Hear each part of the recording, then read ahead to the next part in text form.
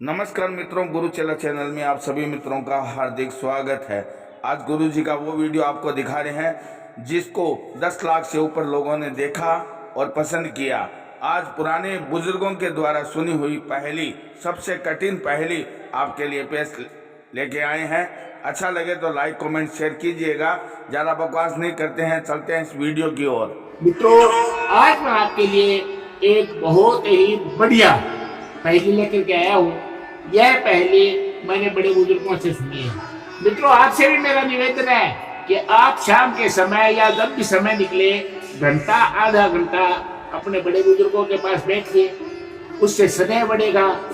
आप उनके जीवन के अनुभवों का फायदा उठा सकेंगे। उनके पास ज्ञान का अथाह भंडार होता है। तो मित्रों, वो आपको मिलेगा, आपसे अपने आगे वाली पीढ़ी को मिलेगा। तो मित्रों, आज हम आते हैं उस पहेली पर जो मैंने सुनी है और आपके सामने पेश कर रहा हूं। एक गांव के अंदर एक पहले आपके किस बुजुर्ग ने आपको बताई? ये मैंने मेरे पिताजी से ही सुनी थी। उन्होंने मुझे बिठा करके कहा, तुम्हारे सामने एक पहेली रखता हूं, इसको हल कर सकते हो क्या? और उन्होंने वो पहेली बताई थी। तो मित्रों, आपके पास भी बहुत सारी पहेलियां हैं, आप उनको शेयर कीजिए, कमेंट में लिखिए, हम उन्हें आगे करेंगे। तो मित्रों, पहली सुनिए ध्यान से कि एक गांव के अंदर एक बुजुर्ग आदमी रहता था। एक बुजुर्ग आदमी रहता था। गुरु जी की ड्राइंग भी आप इसमें एक कला को देख पा रहे हैं। लाइनिंग चित्र में बना रहा हूं मैं। एक बुजुर्ग आदमी रहता था। उस बुजुर्ग आदमी के 4 बेटे थे। बेटा 1,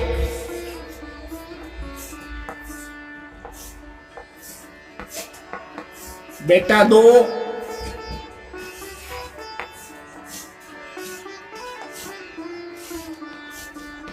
बेटा 3 और बेटा नंबर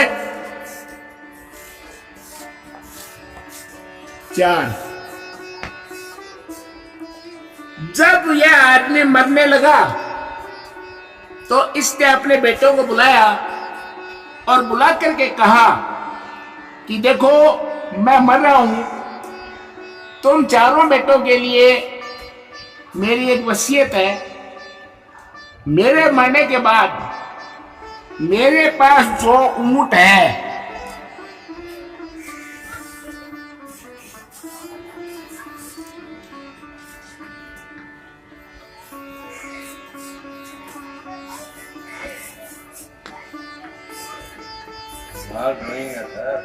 मेरे पास जो ऊंट है, उन ऊंटों में से आधे ऊंट बड़ा बेटा ले ले। ठीक है। और 2 नंबर वाला बेटा है, वो उन आधों में से आधे, यानी 1/4 ऊंट 2 नंबर वाला बेटा ले ले। ये 1 नंबर वाला बेटा, ये 2 नंबर वाला, और ये 3 नंबर वाला बेटा, और ये 4 नंबर वाला बेटा। ठीक है।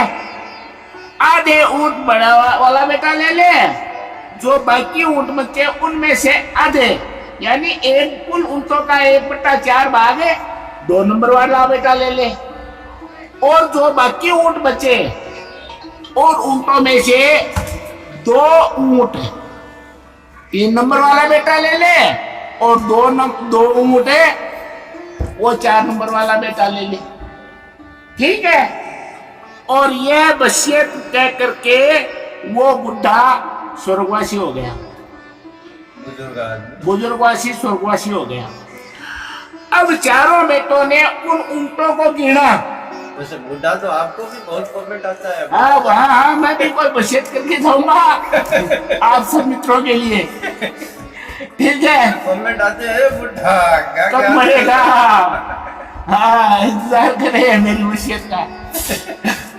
ठीक है मित्रों। तो अब बुढ़े के स्वर्गवासी होने के बाद चारों भाइयों ने ऊंटों को गिना बंटवारा करने के लिए कि बड़े वाला आधा ले ले, 2 नंबर वाला चौथाई ऊँट ले ले, बाकी 2-2 ऊँट ले ले। और इसने एक बात और कही थी कि यदि और ऊँट बच गए तो वो ऊँट बंटवारा करने वाले को दे दिया जाए। बाकी बचे हुए ऊँट है, बाकी जो बचते हैं ऊँट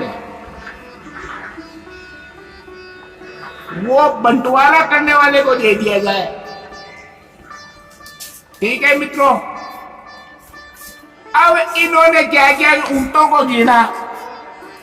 ऊँटों को जब गिना तो ऊँट गिनती में 19 ही निकले।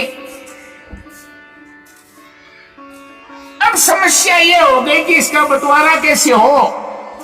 तो ये इस तरह से आपस के अंदर झगड़ा होने लगा और पंचायत बुला ली। पंचायत ने कहा क्या बात है कि साहब पिताजी ने कहा था कि हमारे ऊँट हैं, वो जितने भी है उनमें से आधे ऊँट बड़ा बेटा ले ले, चौथाई 2 नंबर वाला ले ले, और बाकी ऊँट 2-2 नंबर वाले ले ले, और जो बच्चे वो बंटवारा करने वाले, मतलब आप पंचवारा लगा रख लो, हमें कोई दिक्कत नहीं है। लेकिन ऊँट हमने गिने तो 19 ही निकले। अब क्या करें, पंच भी चक्कर में पड़ गए। उसी समय संयोग से दूसरे गांव का एक राहगीर उधर से जा रहा था, ऊँट पर चढ़ा जा रहा था। उसने भीड़ देखी, रुक गया, पूछा बात क्या है।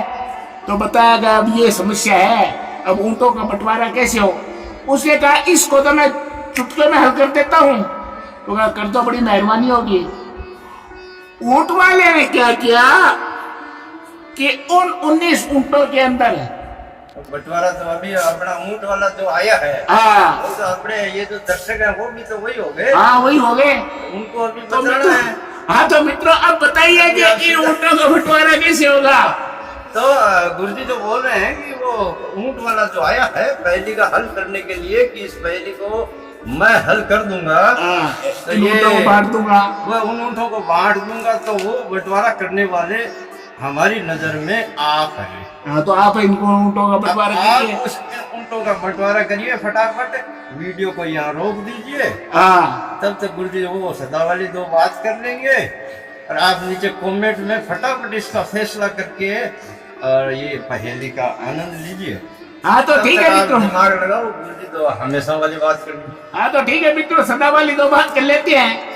आपने जो नए मित्र हैं उन्होंने सब्सक्राइब का बटन नहीं दबाया तो वो दबा दें, और नए मित्रों ने सब्सक्राइब का बटन दबा दिया, उनके सामने घंटी वाला बटन दबा आ गया तो वो उसे भी दबा दें, ताकि हम आपस में जुड़ते रहे।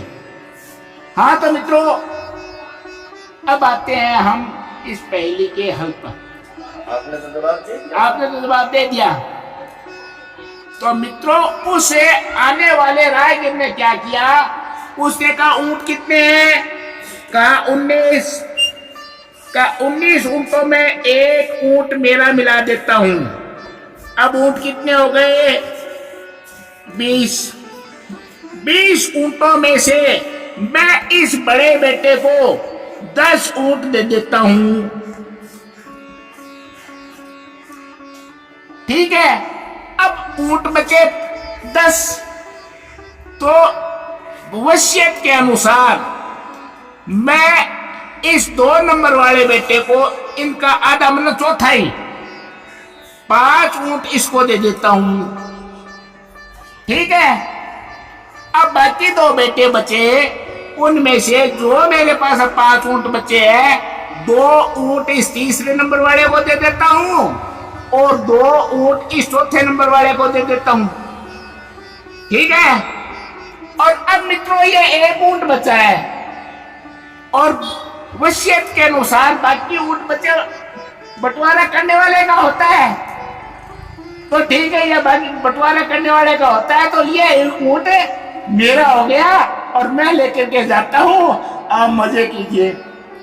मित्रों पंच लोगों ने तालियां बजाई, उसका स्वागत सत्कार किया और सभी खुश हो गए, संतुष्ट हो गए कि ऊँटों का बंटवारा सही तरीके से कर दिया। तो मित्रों यह है बुद्धिमानी का काम।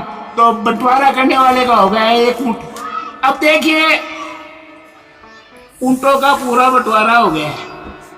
ऐसी पहेलियां मित्रों आज के बुजुर्गों के पास खूब सारी है, आप उनसे ग्रहण कीजिए।